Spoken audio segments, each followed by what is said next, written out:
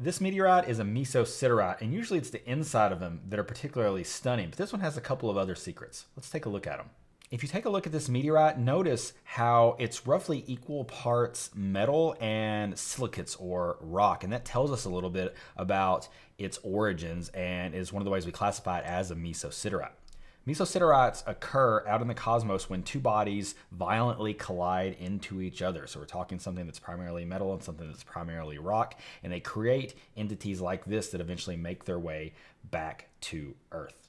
Now, mesosiderites are generally between 30 and 50% metal. So we're talking iron and nickel here. So even this small stone here is pretty heavy for its size. It is 118 grams. It's a piece of the Talsint meteorite that I bought from the main mass holder.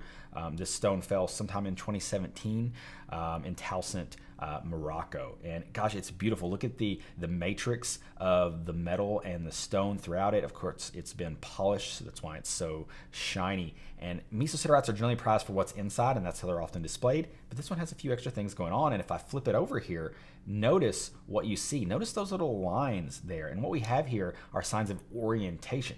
You see, most meteorites, when they fall to Earth, they spin and roll as things ablate off of them, but sometimes they fall kind of stably, and that can create certain artifacts that indicate the orientation in which it fell, which make it more valuable and just more visually interesting.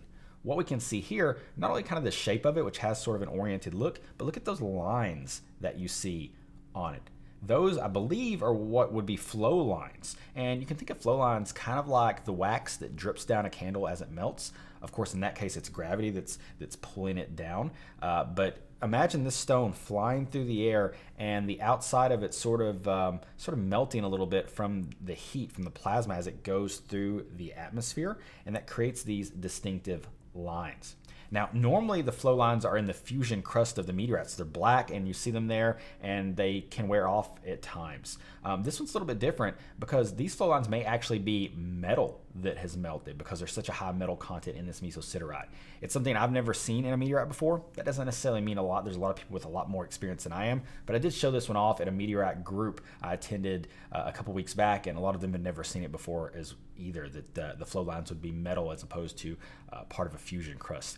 I think that's very neat. I think it's very neat to have a meteorite like this where you expect one side to be the most interesting, but it's the other side that's the most interesting, and in this case, it's the outside.